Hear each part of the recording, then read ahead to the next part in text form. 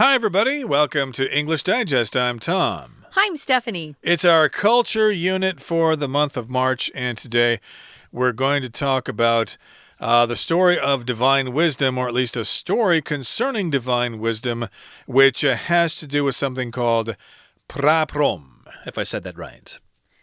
From Brahma to praprom. I think that's how you say it. It's actually from the Thai language. So we're going to be talking about a religion called Hindu. And some of the gods and some of the important gods, of course, in this. It's culture, so it's always interesting to learn about people's beliefs in other areas of the world. Hindu, of course, is a very big religion in India. But it's not just in India that you'll find Hindu people who worship in that religion. We have some in America. I'm sure there are people here in Taiwan. Probably not a very big population, but yeah, this is a very, very ancient religion. One notable place that is Hindu is Bali in Indonesia, the island of Bali, whereas the rest of Indonesia is mostly Muslim. Bali is all Hindu there, or at least mostly Hindu. So yeah, if you're into Hinduism, hey, you might want to head down to Bali and check it out. But yes, we're talking about Brahma and Praprom. It's a story of divine wisdom. So let's find out what this is all about. Let's read the entire contents of our lesson now. One time. Tucked away in a tiny, easy-to-miss alcove, a golden god sits tall atop an ornate pedestal. This god isn't like the ones found in Taiwan's many Taoist temples. As the figure slowly rotates, the god's face disappears from view and another emerges, followed by two more as the god spins. Soon, a woman stops at the alcove and lights some incense, ready to pray. She's here to worship Praprom, the Thai version of the four-faced Hindu god Brahma. Brahma, the god of creation, is one of Hinduism's most important gods, alongside Vishnu and Shiva. It's believed that his four faces represent the four Vedas, Hinduism's ancient religious scriptures, and the source of all knowledge related to Earth's creation. At the same time, each face symbolizes a different aspect of life. Devotees of Brahma pray at one face for success, another for relationships, and the other two for wealth and health. Additionally, clasped in Brahma's hands are items symbolizing knowledge and creation. For example, a book he holds in one hand is a representation of the Vedas, while the Kamandalu vessel he holds in another contains the sacred water from which all life originates. When worshipping Brahma, devotees start at the first face on their right, moving in a clockwise direction. They light incense and candles and leave lotuses and water for Brahma at each face before moving to the next. At each face, they tell Brahma of their desires, praying that he will grant their wishes in the near future. While the time it takes Brahma to bring blessings to devotees varies, so many have claimed good fortune that tributes to Brahma, or his Thai representation Praprom, have begun turning up all around Asia, including in Taiwan. Okay, guys, we're going to talk about a culture today. It's actually a religion that we're going to focus on. So from Brahma to Praprom. One of my best friends was a missionary. She was a Christian missionary to Thailand. And I remember going to Thailand with her and being fascinated with all of the rolled R's. They have a lot of prap as they talk in the Thai language. And that's why we're doing that with the R's in Praprom. It's kind of the way they pronounce it. So it's kind of fun. It's a story of divine wisdom. We're going to tell you about really the Hindu god who actually has four faces. Yes, and as you know, Thailand is primarily a Buddhist country, but it has been influenced by Hinduism and by India for many centuries. So, of course, they've got their own version of Brahma there in Thailand called Praprom. And so let's talk about this story of divine wisdom. Divine, of course, means having to do with God or gods or whatever. So this is wisdom that comes from the supreme being. Now, here's an imaginary scenario that you might come across if somebody is praying to Brahma or Praprom. Tucked away in a tiny, easy-to-miss alcove, a golden god sits tall atop an ornate pedestal.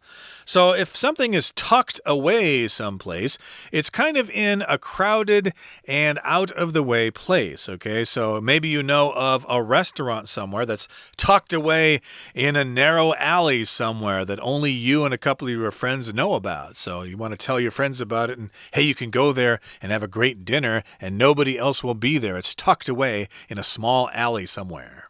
What is an alcove? Well, it's usually something that's usually in a room, and it's kind of in a corner, and it's a little space that's away from other people, and it's kind of tucked away there. It's hard not to use that tucked away to describe an alcove. So it's tucked away in a tiny, easy-to-miss alcove, so you would overlook it because it's easy to miss, easy to not see. And it's a golden god who sits tall atop or on top. You can either use on top or the one word atop. An ornate pedestal. Ornate means very, very elaborate. It's got a lot of decoration on it. And a pedestal is kind of like a stand that you can put things on. Pedestal, yeah. It makes things higher. You usually have a vase on there or some sort of sculpture. You could put that on a pedestal. But here it's a god that's sitting on top of that pedestal. I seem to recall seeing this particular scene somewhere in Taiwan. I think there's a statue like this out in Zhonghe, if I'm not mistaken, along that main road there. Oh, really? East-west there, kind of near the MRT station there. But I'm not 100% sure that that's actually a Brahma image there. But, well, I'll check it out next time I'm there. But, again, we're describing this kind of religious scene here. It's maybe in a shrine or something.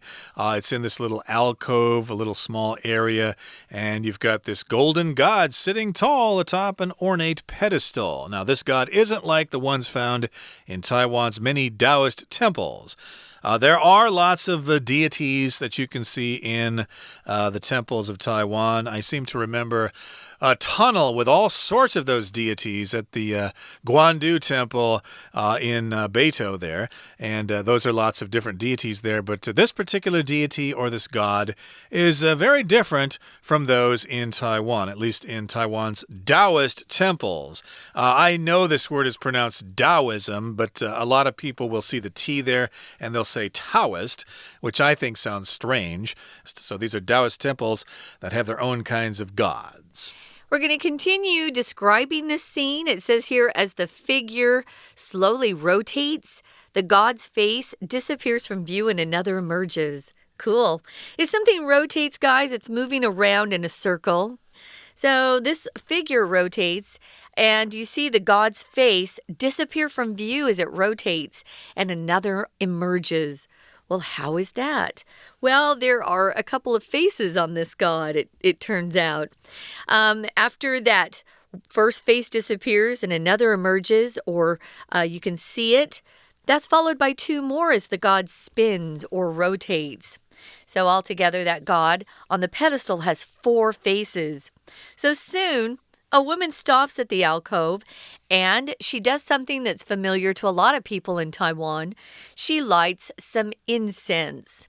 Those are those long sticks that people light to bye-bye here. That's the incense. And then she's ready to pray.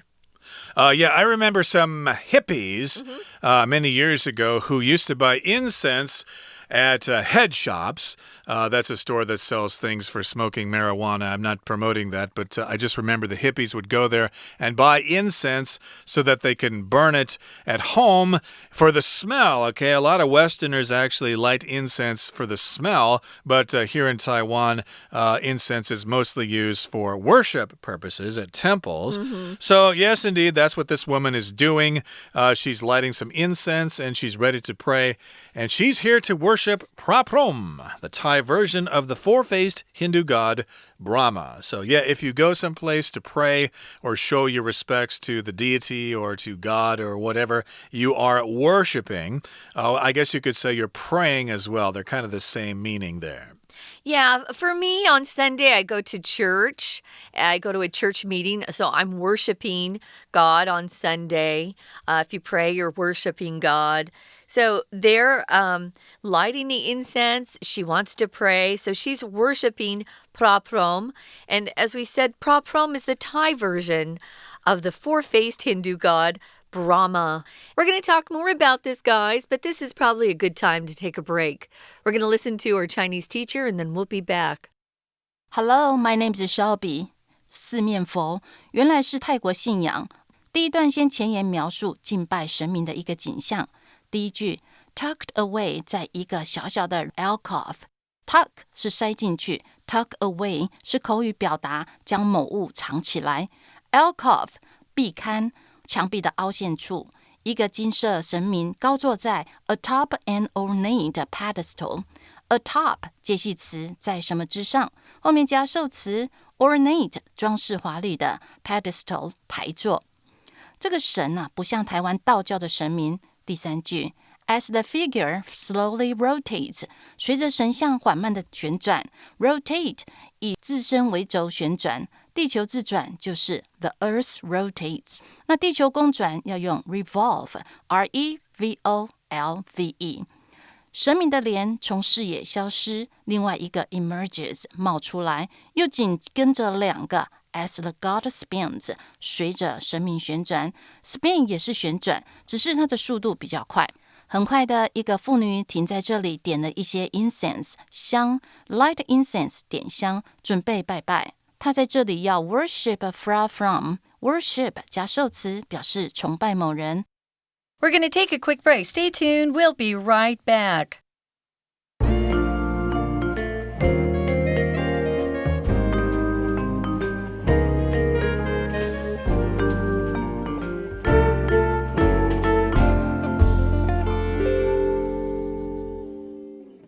Okay, let's get back into our lesson here. It's kind of a subject on culture. It's also about religion, and we're talking about Brahma, or at least the Thai version of Brahma called Praprom.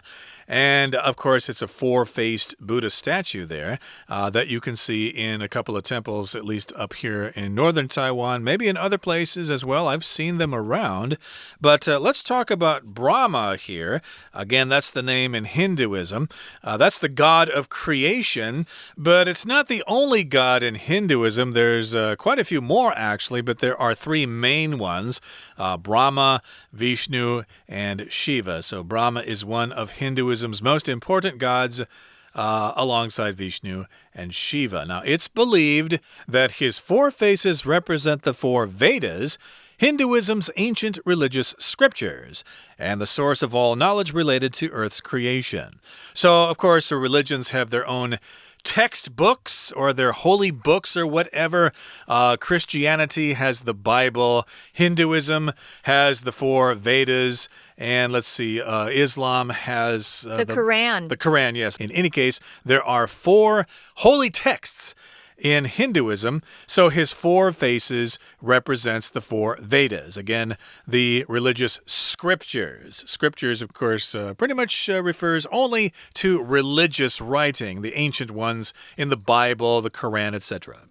And in these Vedas, they have the source of all knowledge related to the Earth's creation. That's what they believe.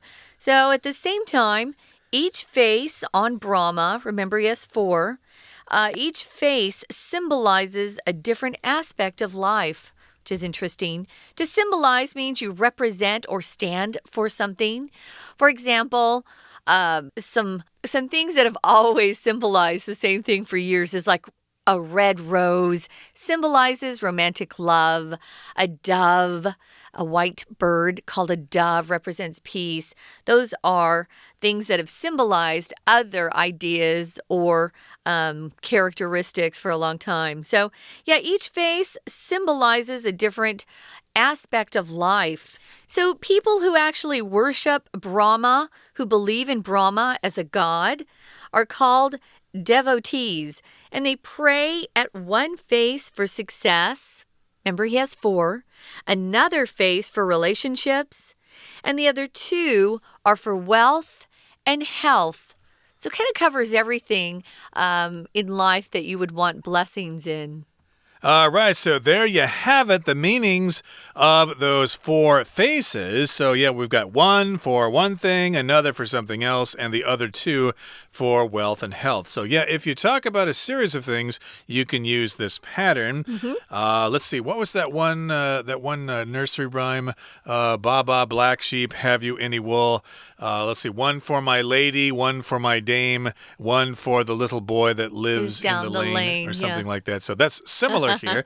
One face for success, another for relationships, and the other 2 for wealth and health. Okay, so I guess they have all the bases covered there.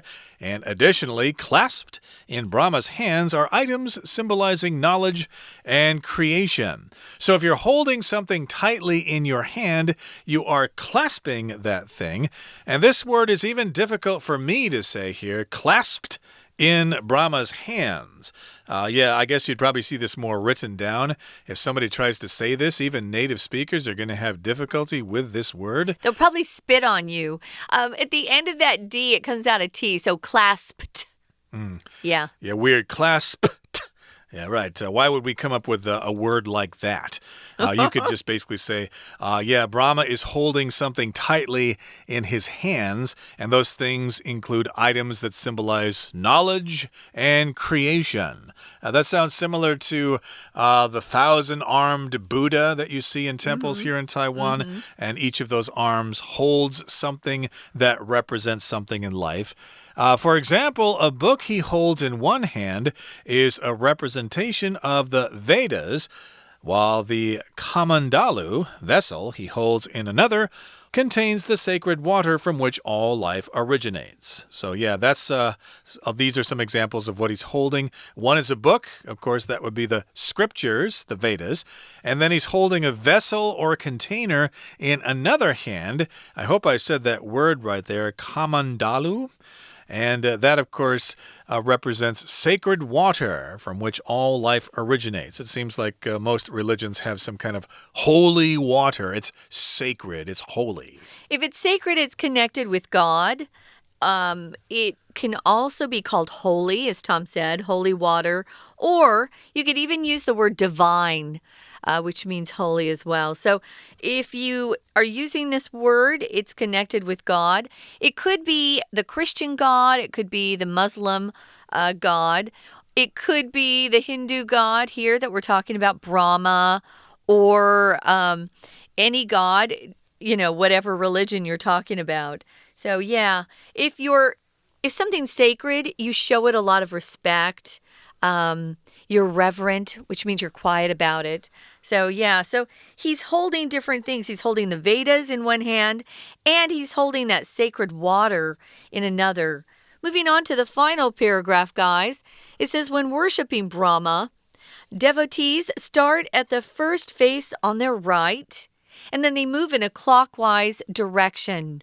We'll often use this word clockwise when we're talking about what direction something is moving in. If it's clockwise, it moves the same way as a clock on the wall would. But if it's counterclockwise, it moves the opposite way that a clock would move, the hands on a clock would move. But here it does move in a clockwise direction. So it goes to the right and then to the left. And that's how it moves. So they light incense and candles. Sounds familiar. And they leave lotuses, a lotus flower. Those are beautiful. And water for Brahma at each face before moving to the next. So they actually spend some time at each of those 4 faces. Okay, so it seems like there is a procedure that you have to follow when you worship Brahma at a Brahma temple here. And again, you move in a clockwise direction. And as Stephanie said, clockwise means in the same direction as a clock. Counterclockwise is the opposite there. Like runners on a track in a track and field competition, they will run counterclockwise. I think in England they say anti-clockwise or anti-clockwise, but in America we say counterclockwise. It means the same thing. So yeah, you move in that direction and you light those incense and those sticks of incense, and you light the candles, and then you leave lotuses. I guess those are holy flowers. They never get dirty. And you also leave water for Brahma at each face. And then you move on to the next face, and eventually you'll be finished. And at each face, they tell Brahma of their desires, praying that he will grant their wishes in the near future. So I don't think you voice these out loud. You probably pray to yourself, oh, please let my son pass his college entrance examination and get into business school and become really, really rich. Oh, please let me win the lottery or something like that. Let me get really, really rich and stuff like that. I think most people are probably wishing for stuff like that. Or maybe they're wishing for things like, oh, gee, I wish my aunt's cancer would go away. She's in such pain. Now, you pray to Brahma, and you hope that he will grant your wishes in the near future. To grant somebody's wish just means you agree to whatever they're requesting of you, or you allow them to do something that they're asking to be allowed to do. Usually have some sort of power if you can grant permission. Maybe you work for the government. Maybe you're a parent and you grant your child the ability to stay out late on the weekend. You can grant their wish. If you're watching a Disney movie, the fairy princess, will grant the pretty young girl's wish. So she'll give that girl what she wants. She'll grant it. You'll hear that in cartoons a lot. So while the time it takes Brahma to bring blessings to devotees varies, we don't know how long it's going to take for the god to listen and answer your prayer. Many have claimed good fortune. A lot of people have had their prayers answered. So they have put together what we're calling tributes to Brahma. And they've begun turning up all around Asia, including in Taiwan. A tribute can be lots of different things. It could be a concert, where you just invite people and sing the great songs that maybe an artist used to sing, but they're retiring. A tribute. It could be a gift. It could be something that just shows your admiration, your gratitude, your respect for somebody. A lot of times we have concerts that are tributes to people. Maybe someone just passed away. There might be a tribute to them. Exactly. So, yeah, because I guess the prayers to Brahma have been so successful, therefore these tributes have been turning up all around Asia. So maybe that's the next new religion.